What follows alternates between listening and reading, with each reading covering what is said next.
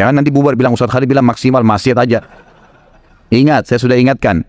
Ini ujung-ujungnya neraka. Tapi saya mengatakan ada kenikmatan yang dirasakan di dua perbuatan ini. Assalamualaikum warahmatullahi wabarakatuh. Sebagai seorang muslim, saya percaya bahwa setiap individu memiliki kelemahan dan kesalahan. Meskipun seseorang dapat rajin dalam beribadah, namun hal itu tidak menjamin bahwa dia terbebas dari perbuatan maksiat.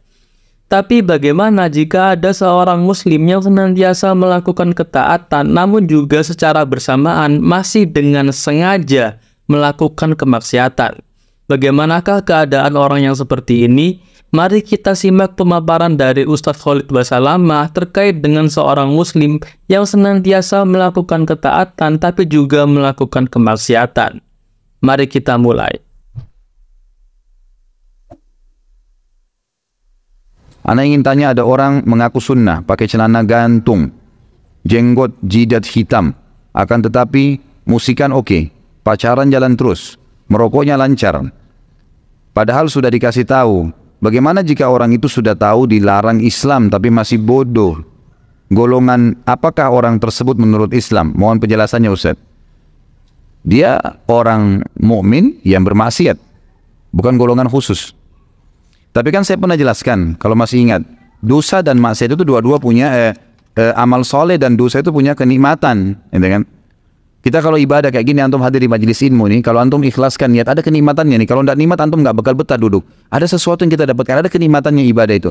Dosa, seperti orang lawannya majelis ilmu ke diskotik, ke bar, ada kenikmatannya. Tapi dua kenikmatan nggak bisa disatukan, mustahil, nggak mungkin.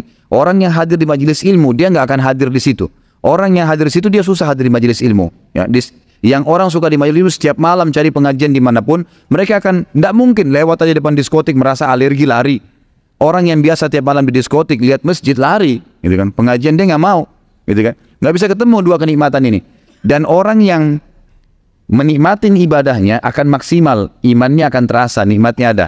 Orang yang maksimal juga dalam dosanya, dia rasakan nikmatnya dosa itu. Yang jadi masalah orang yang di tengah-tengah, dia masih buat pahala, juga buat dosa. Ini di sini nggak enak, di sini nggak enak. Ini tadi contohnya misalnya. Dia sudah pelihara jenggot, apalagi Masya Allah, bahasanya dahinya sudah hitam. Ini orang dahinya hitam, kecuali kalau memang sengaja digosok-gosok ya. Pakein arang panas, arang lah atau apa mungkin lain. Kalau murni dia sujud itu nggak semua orang sujud itu bisa hitam dahinya, nggak bisa. Itu simat, ciri khasnya para sahabat. Allah sebutkan dalam Al-Quran itu. Simahum fi wujuhihim min atharis sujud. Cirinya para sahabat, di Nabi SAW dan para sahabat, dahi mereka itu hitam sekali. Memang begitu ciri khasnya. Kalau dia betul-betul ini sujud kepada Allah SWT, kemudian dia masih berpacaran tadi, ya, pastikan dia kalau jalan dan mau digandeng sama pacarnya, dia ketakutan tuh. Karena dia masih ada ibadahnya, tapi juga masih maksiat. Dan kalau dia sholat, kalau dia ibadah itu tidak ada kekhusyuan. Nggak ada kekhusyuan, karena masih ada dosa yang mengganjal. Nggak bisa bersatu dua ini. Saya kasih contoh lain. Kalau ada orang sholat 5 waktu tapi masih mabuk. Jam 2 malam dia mabuk. Tapi di otaknya dia, ini sebentar jam 4 azan subuh nih. Enak nggak mabuknya? Nggak enak mabuknya itu. Setengah-setengah itu. Karena dia masih pikirin sholat. Coba kalau yang maksimal di dosanya, dia nggak pikirin sholat, maka dia mabuk, dia teler, terkapar di jalan, dia nggak peduli. Jadi orang yang seperti ini ada golongan begini, tapi golongan ini nggak khusyuk dalam ibadah, yakin. Nggak bisa betah dalam ibadah, gelisah, di dosa pun dia nggak enak. Terlalu merasa terganggu, ketakutan kalau melakukan ini. Maka tentu semoga Allah berikan hidayah, sayang sekali. Makanya saya bilang ikhwan dan akhwat sekalian, sekaligus menjadi orang baik, istiqomah sekalian, kita betul-betul rasakan kenikmatan iman, seperti sahabat sampai dipanggil jihad berperang, siap semuanya dilakukan, karena sudah maksimal di situ. Atau orang menjadi orang yang buruk sekalian, memang dia buruk, memang dia tidak ada beban tentang masalah dosa, nggak ada beban, udah memang dia merasa ini kenikmatan. Begitu, kalau di tengah-tengah ini nggak ada sama sekali. Tapi ingat, di sini ke surga, ini ke neraka. Saya nggak suruh ini ya. Jangan nanti bubar bilang Ustaz Khalid bilang maksimal maksiat aja. Ingat, saya sudah ingatkan. Ini ujung-ujungnya neraka. Tapi saya mengatakan ada kenikmatan yang dirasakan di dua perbuatan ini, gitu kan. Jadi yang di tengah-tengah ini nggak nyaman. Semoga Allah berikan hidayah, karena aneh ini. Dan sebagian ulama membahas masalah khusus hitamnya dahi. Itu mereka mengatakan kalau seseorang itu betul-betul dekat dengan Allah, Allah akan berikan dahinya hitam walaupun dia sholat di lantai yang bersih. dengan izin Allah. Kapan dia buat maksiat berkurang tuh hitamnya. Lama-lama kalau dia tinggalkan ibadat, khusyuknya hilang, maka hilang dengan sendirinya.